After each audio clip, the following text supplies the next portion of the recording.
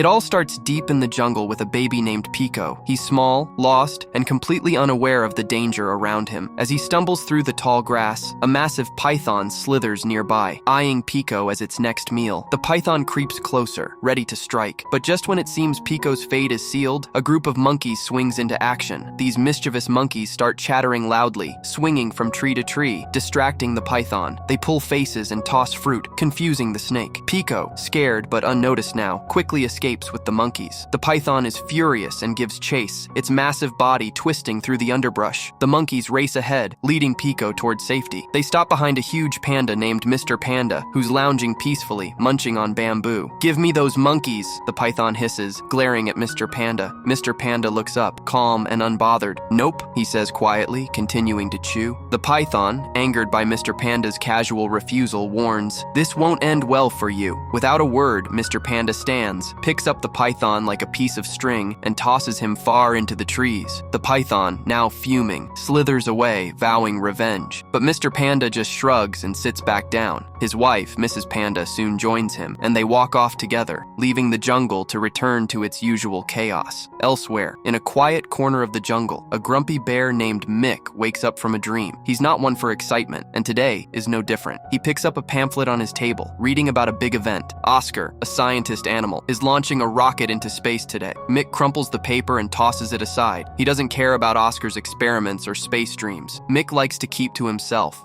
No friends, no fuss. Outside, the jungle is buzzing with excitement. Animals gather to watch the rocket launch, but Mick refuses to join. "I don't need friends," he mutters, waving off anyone who invites him. The launch begins, and everyone watches in awe. The rocket soars into the sky, but then disaster strikes. The rocket malfunctions, exploding in a fiery burst. The crowd gasps, thinking Oscar is gone forever. Back at his home, Mick is relaxing when pieces of debris from the rocket start falling around him. He runs for cover, but just then, Oscar crashes lands right outside Mick's house, covered in soot and being chased by bees. Reluctantly, Mick pulls him inside to avoid the swarm. "You're always causing trouble, Oscar," Mick grumbles. Oscar, though shaken, grins and says, "I didn't mean to. How about I help you make honey as a thank you?" Mick, annoyed, shakes his head. "Just leave me alone." As they argue, a loud cry interrupts them. Mick and Oscar step outside to find a baby panda sitting in a basket on Mick's doorstep. A note reads, "Delivered to the pandas." Oscar laughs. "Looks like you ordered a baby." Mick frowns.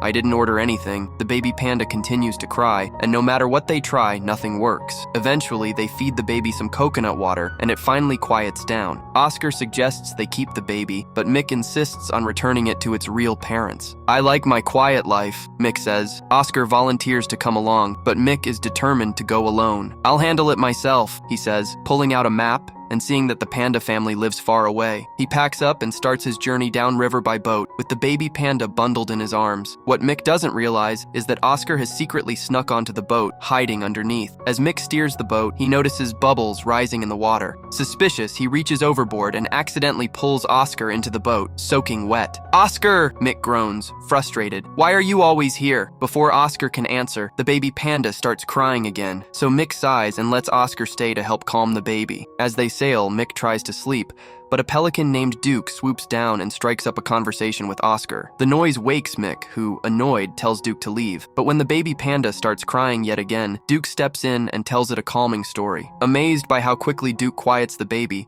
Mick invites Duke to stay. That night, as they drift through the misty river, the boat is eerily quiet. Suddenly, a wolf named Janus appears out of nowhere, paralyzed by fear. Janus is terrified of everything in the jungle, haunted by his own anxieties. "I can't move. I'm scared of everything," Janus whispers. Mick, seeing how desperate Janus is, invites him aboard. The baby panda begins crying again, but Janus howls softly, soothing the baby. Impressed by Janus's calming presence, Mick decides to let him stay. The next morning, the group sails into a thick fog, unable to see what lies ahead. Tensions are high, but the baby panda sleeps soundly. Mick, Oscar, Duke, and Janus, all unlikely allies, realize they've formed a strange little team. But deep in the jungle, danger is never far away. Somewhere out there, the python lurks, still vowing revenge, and the path ahead is full of challenges. Yet together they continue their journey, unsure of what they'll face next, but certain they'll face it as a team. And that's where our adventure leaves off. Want to see where they go next? Hit that subscribe button and join us for the next exciting chapter.